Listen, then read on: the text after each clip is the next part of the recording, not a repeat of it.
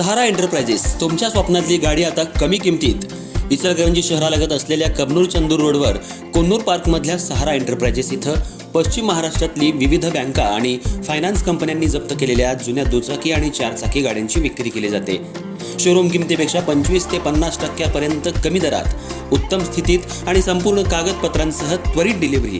दुचाकी 20,000 पासून पुढे तर चारचाकी 50,000 पासून पुढे. आपल्या पसंतीची कार किंवा बाईक आता अगदी परवडणाऱ्या दरात घेऊन जा. विश्वास, पारदर्शक व्यवहार आणि उत्तम सेवा हेच आमचं वैशिष्ट्य. पत्ता Konnur park, Kabnur Chandur road, Ichalkaranji. Proprietor Rajubhai Ajgar. संपर्क 8055810910 आणि 9860785786. सहारा एंटरप्राइजेस, दर्जा, विश्वास आणि बचत यांचं परिपूर्ण ठिकाण.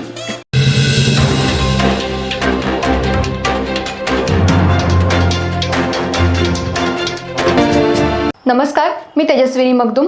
एम मराठीमध्ये आपल्या सर्वांचं स्वागत आहे. पाहुयात ठळक घडामोडी. इचलकरंजी महानगरपालिका निवडणुकीच्या पार्श्वभूमीवर भाजप आणि शिवसेना शिंदे गट यांची आज मुंबई इथं प्रमुख नेत्यांची महत्त्वपूर्ण बैठक पार पडली.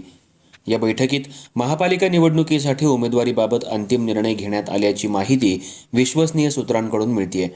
या बैठकीमुळे इचलकरंजीतील राजकीय वातावरण अधिकच तापलं असून इच्छुक उमेदवारांसह सर्वसामान्य नागरिकांचं लक्ष या घडामोडीकडे लागलंय.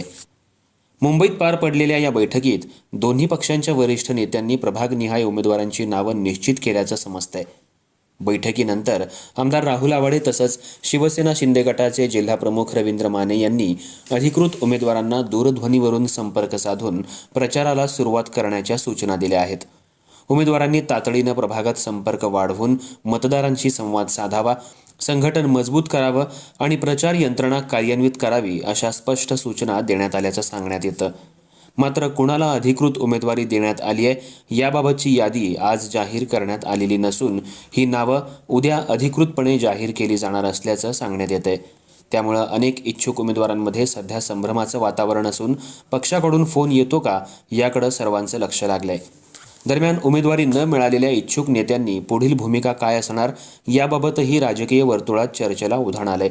विशेषतः ज्यांना पक्षाकडून अधिकृत उमेदवारी मिळणार नाही ते उमेदवार बंडखोरी करून अपक्ष म्हणून निवडणूक लढवणार का याकडे संपूर्ण शहराचं लक्ष लागून राहिलंय. यापूर्वीही महापालिका निवडणुकांमध्ये बंडखोरीमुळे पक्षांना फटका बसल्याची उदाहरणं असून यावेळी पक्ष नेतृत्व बंडखोरी रोखण्यात कितपत यशस्वी ठरतं हे पाहणं महत्त्वाचं ठरणार आहे. एकीकडे भाजप, शिवसेना, शिंदे गटानं युतीच्या माध्यमातून निवडणूक लढवण्याची तयारी पूर्ण केली असताना दुसरीकडे नाराज इच्छुकांची नाराजी कशी हाताळली जाते यावर निवडणुकीचा निकाल काही अंशी अवलंबून राहणार आहे.